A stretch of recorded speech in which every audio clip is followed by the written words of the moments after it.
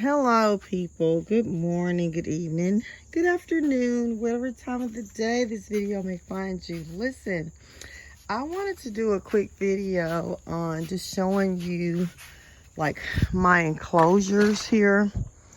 That is, I've talked about that on several videos, my muscadine vine, but this is a new one here, which is one that I created for my okras, right? So, I've discussed on several of my videos about how the fruit will be smaller, but I talked about on a video I did recently how the okra and some other things are regular size. And so this is just an example here.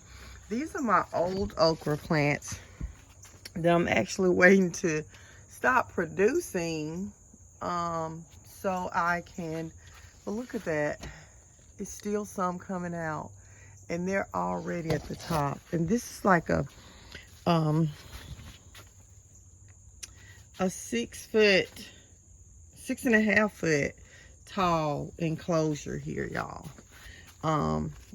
This here, if you see here, I have my pomegranate trees and my lemon trees growing.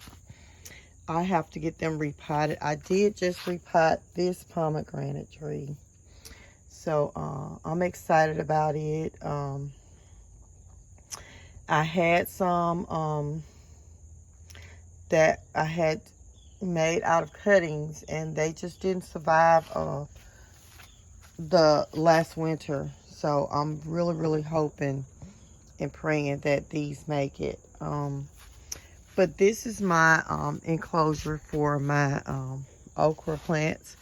As you can see here, this here I have for like just different kinds of plants, like my banana peppers. I have some banana peppers that's over there growing that I'm going to put in here. But these are the okra plants that I've planted to replace those over there. So I had 4 total and I've already, took down 2, and these 3 here we're going to replace these. Okay, so you see there, that is that enclosure down there. This is my enclosure. I have some bell peppers in. Bell peppers. I did a video recently on this, which is my winter squash that is growing in here. So that's what this is.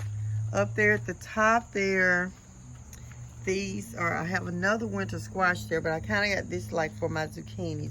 That's a new zucchini plant. As you can see, one of mine died off. I actually had 2 over here, and both of those died off, and I had to end up just putting a winter squash there. So anyways, I'm hoping that that one plant there get me something. These are my new cucumbers. So you see there, the bees at work.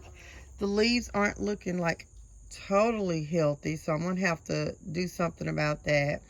Actually, I had planted 3 plants in this bed. No, I think 4 plants in this bed and 4 in this bed. And all 4 of these, these 3 died off. And then 1 of these died off. So I only actually have 3 over here. So what I've done is planted the other day some seeds, for some pumpkin seeds. And one of them, as you can see, has already sprouted. There's one that's trying to sprout. That's a hole there. So I got one there and I got one there. I'm not sure if I'll get one. And then over here, I think I did 3 more. So I think I did a total of like 7. But here's some green beans here that I put over here. That's my green beans that's growing in this container here. Yep, my green beans. If you watched some of my videos before, you'll know that this is normally where I put my melons, like all of my melons. It's like my melons vine garden. So I put like my watermelons and honeydew melons and my cantaloupes.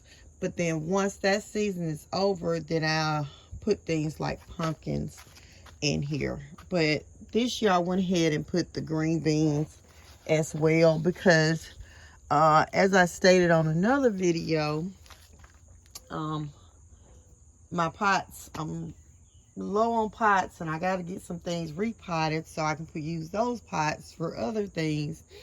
And that's what's going on here. So I went ahead and just said, you know what, nothing is in that container, so go ahead and put the string beans in there.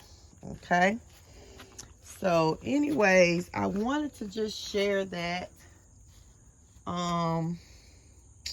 like my enclosures, what I got going on in some of them here, the ones that's around this vine garden. I'm actually making a new second vine garden that I'm going to put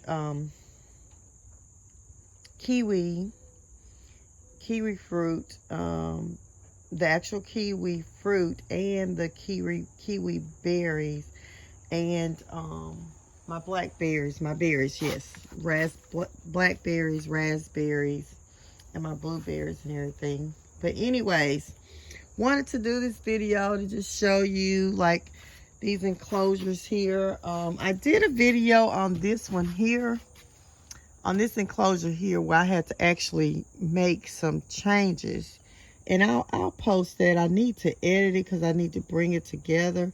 I had like a weak spot in here, and I actually fixed it, a spot where a critter was able to get in there and was in there chomping on my leaves and my fruit. So I'll try to get that edited and posted. But I basically did that to help encourage people that, you know, to don't be afraid of gardening because of critters. You know, you have to get creative to protect your stuff so you can be able to get to it. As you can see, I have all kinds of ways here. Like this here, I closed that up. I don't know where my clip is for these. And then I can put a lock on. I have locks, but you know, this is in my property. I don't have issues right now. I put locks on if necessary, but right now I just put my clips on there. I do have another clip for there. It's hanging on one of these things. Okay, here it is. Yeah, so I put these little things here, these little hooks, so I can be able to just put my hooks on, and then I just hook them back. So I have those. There's one there, and then there's one. I got them like throughout, and I got to put up some more. But anyways, I wanted to give you a little bit of a tour on my enclosures, my vine garden enclosure. I'm excited about getting a second batch of cucumbers. Those bees, I love these. They just going to work. Look at there. I love it, love it, love it. Love it. The bees are at work. Anyways, I hope this was a blessing to help inspire someone to get to growing. Anyways, I love you. Talk to you later. Bye.